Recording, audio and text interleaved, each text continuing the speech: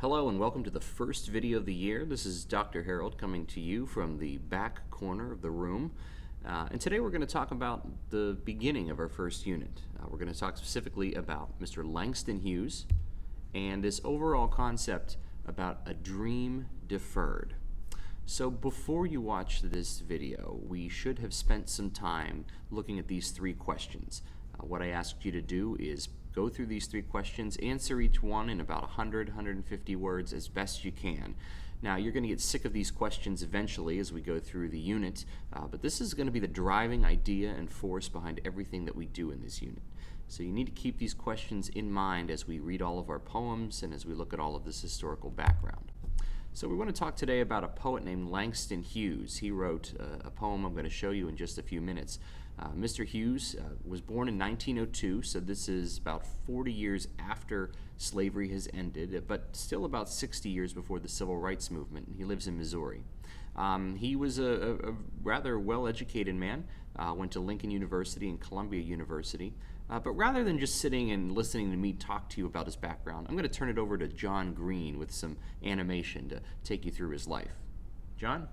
Background on Langston Hughes. Hughes was born in 1902 in Missouri to mixed-race parents who divorced early. He grew up in Kansas and began to write poetry in high school, mostly because white students chose him as class poet. In his autobiography, he wrote, "Well, everyone knows, except us, that all Negroes have rhythm, so they elected me class poet. I felt I couldn't let my white classmates down, and I've been writing poetry ever since." Hughes' father wanted him to become a mining engineer, so Hughes went to Columbia University, but he left after his freshman year, in part because other students had snubbed him, and in part because he actually didn't want to be a mining engineer. So he signed on to work on a boat, going more or less around the world, returning a couple of years later, this is true, with a red-haired monkey named Jocko. He didn't enjoy the trip very much, but that might have actually been a good thing, because as he wrote in his autobiography, "My best poems were all written when I felt the worst. When I was happy, I didn't write anything," which stands in stark contrast to all the happy poets. You know, Emily Dickinson, Sylvia Plath, Samuel Taylor Coleridge. Hughes aimed to write an accessible, familiar language, and in that he was influenced by poets like Paul Laurence Dunbar and also people like Carl Sandburg and Walt Whitman,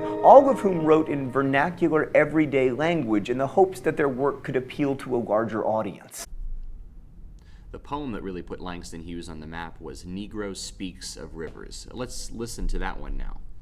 I've known rivers ancient as the world and older than the flow of human blood in human veins. My soul has grown deep like the rivers. I bathed in the Euphrates when dawns were young. I built my hut near the Congo and it lulled me to sleep. I looked upon the Nile and raised the pyramids above it. I heard the singing of the Mississippi when Abe Lincoln went down to New Orleans, and I've seen its muddy bosom turn all golden in the sunset. I've known rivers, ancient, dusky rivers. My soul has grown deep like the rivers.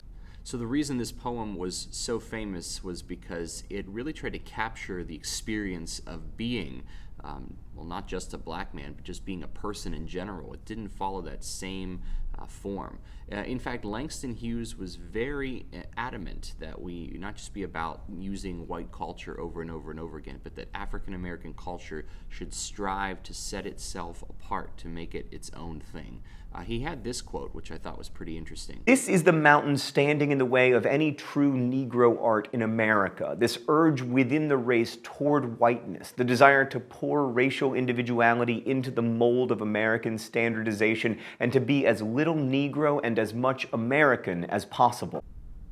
Langston Hughes' work was ultimately picked up and seen by some other poets, in this case, Mr. Lindsay, who put it into promotion to bring it to a wider audience. Another reason that Langston Hughes was so famous was not just because of his individual poems, but he contributed to something called the Harlem Renaissance. You've learned about the Renaissance before, though it happened 500 years ago. The Harlem Renaissance was sort of a creation, a celebration of African American culture in Harlem. It was both art and literature and music and dance and theater, all of those things kind of coming together to create what African American culture actually was. Because you think about it, prior it had not really existed in its set form. There was African culture, there might have been slave culture, but this was the sort of genesis of the African American culture. For those of you unfamiliar, Harlem is a neighborhood in New York, historically very poor, primarily African American, though it's been sort of up and coming recently. And I have a picture here on the left, that's the island of Manhattan there in the middle. And then on the right, you can see all the different neighborhoods, Central Park, the Upper East Side. And you'll notice at the very top there is Harlem. And so where was the Harlem Renaissance centered? Well, obviously it was in Harlem, but here's just a more appropriate map at the time.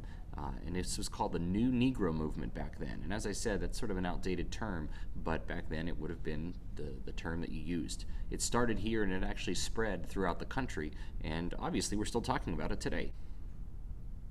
And here are some interesting quotes that Langston Hughes has had over the past few years. I like the one in the top right-hand corner. "I will not take but for an answer." And a lot of times that's the problem. People tell you what they want to hear, and then they follow it with the word but, which actually means they didn't believe you the whole time. Before you go, I want to show you a dramatic reading of the poem that we're going to be focusing on in class. And it's called Harlem, but the more famous line from it is, "What happens to a dream deferred?" So I'll turn it over to John Green once again. What happens to a dream deferred? Does it dry up like a raisin in the sun, or fester like a sore and then run? Does it stink like rotten meat, or crust and sugar over like a syrupy sweet? Maybe it just sags like a heavy load, or does it explode? So a pretty short poem, but pretty powerful when you think about it, especially in relation to the African American experience in America, but we can also all apply it to our own lives. And that's what we're going to be thinking about in this unit.